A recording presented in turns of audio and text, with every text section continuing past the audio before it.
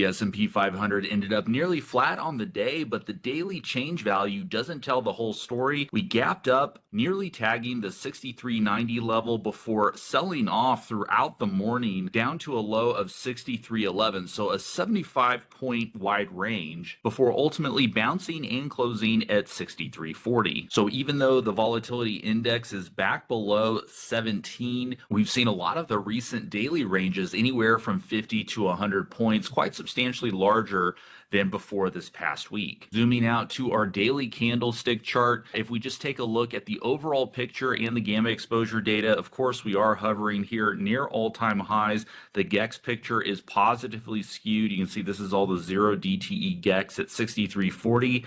And of course, looking at the other strikes, the 6400 remains the largest gamma exposure concentration. And just look how far skewed up the options chain our GEX data is. This is positive net GEX all the way up to the 6800 level. So market participants continue to be positioned very bullishly into the end of 2025, now expecting as high as 6,800 and 7,000, essentially expecting a 5 to 7% move to the upside before year end. We continue to remain above the 50-day EMA. This is kind of our support threshold, which we still think there is a possibility of a retracement in the coming weeks down to this 6170 level. So that is a possible scenario to the downside. And we are continuing to maintain our hedges to protect against any kind of sell-off.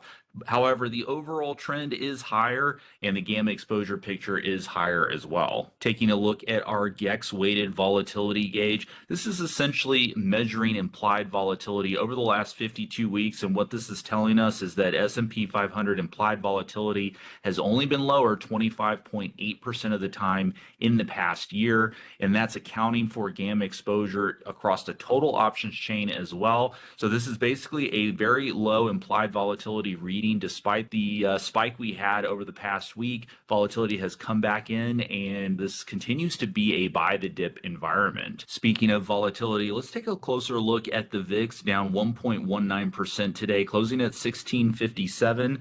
We did have a spike up, as we mentioned last Friday, above the 20 level. However, that didn't last long. Vol sellers came back in force, pushing the VIX back down to recent lows. Gamma exposure is still negatively skewed on the VIX, with the 16 through 17 strikes as the largest net GEX concentrations.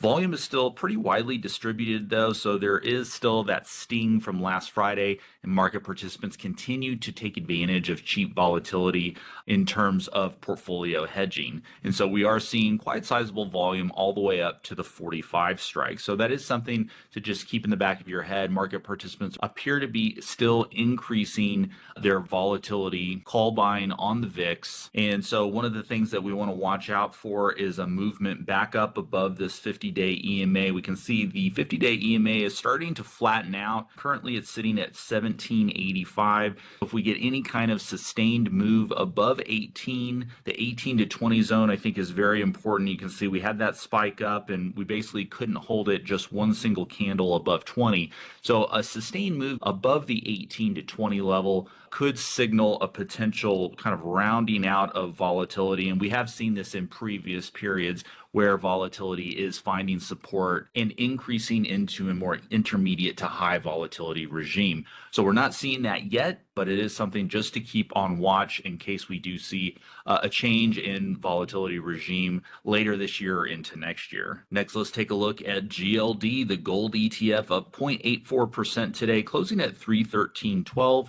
GLD continues to impress and basically continues to consolidate and wedge up into this 315 to 317 zone. We've seen this act as resistance a number of times over the last several months, and it does appear that GLD wants to test it once again. The gamma exposure picture is pointing higher and has been pointing higher basically for the last several months, and so this is giving us an opportunity to enter into long positions all along the way using the 50-day EMA as support. And we can see this even going back into 2024. 50-day EMA has been a really nice support zone. Looking at the gamma exposure data, the largest GEX concentrations are between the 315 and 325 strike, and we continue to see high volume in the options market at each of those strikes basically every single trading session. One of the ways that we are playing GLD is through our weekly income strategy. We actually have a sub-thread in our community Discord, which you can check out absolutely free, link in the description below. Today we actually locked in $3,110 profit on our short GLD puts. So part of our strategy is selling shorter dated puts against long puts further out in time. And so today we actually rolled both legs of this diagonal strategy. So over the last couple of weeks, we were down $3,000 on our long puts while simultaneously being up nearly $6,000 on our short puts. So we've been rolling the short puts, basically each week and maintaining the long puts. We actually rolled the entire position up and out in the options chain. And you can see in the chart, basically GLD has almost gone nowhere over the last several months, just sandwiched between 300 and approximately the 315 zone. But despite that, our income strategy has actually been doing really well. These type of strategies tend to do well in neutral to slightly bullish environments, and that's essentially what we've been seeing on GLD over the last several months. By the way, you can track all of our weekly income strategies as well as all the trades we're making in our options portfolio by becoming a member at geeksoffinance.com. I'll put a link in the description below so you guys can check that out when you get a chance. Next, let's take a look at a high flyer. Robinhood up 5.28% today, closing at 111.23. Robinhood, big volume today at the 110 strike, over 100,000 contracts at that strike alone. It's also the largest gamma exposure concentration. It is also our upper dealer cluster zone, or at least the start of our upper dealer cluster zone. And this is a potential area where we could see some dealer selling pressure kicking in as price trades above the 110, pushing it back down, even if it's just temporary. One thing we're watching for, however, is to see whether gamma exposure continues growing at these higher strikes. So far, for now, the 110 strike is the largest GEX concentration by far, and so we could see that dealer selling pressure kick in tomorrow or potentially into next week. We're also watching the volume up here as well. So I do think overall the trend is higher for Robinhood as long as it maintains above this 50-day EMA currently sitting at 90.60. So we want to be aware of that overall trend to the upside. However, being cognizant that on a tactical basis, we could see increased selling pressure from option dealers because there is just so much volume being traded, especially here at this 110 strike. Next, let's take a look at Nvidia, up 0.81% today, still hanging around this 180 level. That is the largest gamma exposure concentration. Big volume coming in between 180 and the 185 strike, over 400,000 contracts basically at each of those strikes. We did see a little bit of a double top action over the last several trading sessions. We'll see if that maintains as a potential resistance point or whether we can blow through that. Currently, the GEX data is suggesting that market participants are continuing to position for further upside. So that is something that we are watching. As long as momentum continues in the overall broader market, I think Nvidia can continue doing well. Taking a step back, looking at our daily candlestick chart against the GEX data, overall in terms of taking a swing position in Nvidia, we'd prefer a move down, perhaps below the 170 area. We see the 50-day EMA is rising currently at 159.82.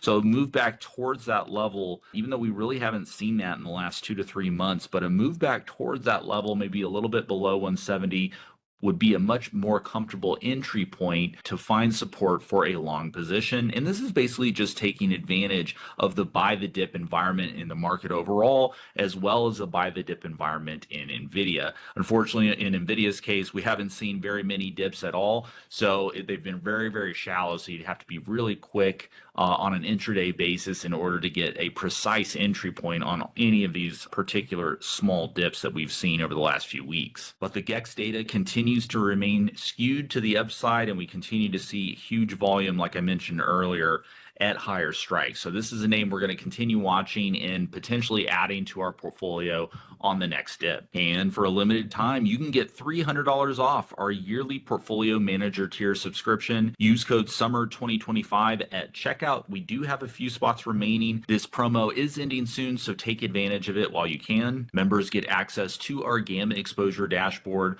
our option flow analytics tools, as well as our algorithmic trading strategies, and we're adding new features all the time. You'll also get access to the premium channels in our Discord community. There's a ton of great traders in there sharing their own trade setups, and you can track our trades in real time as we manage our options portfolio as well.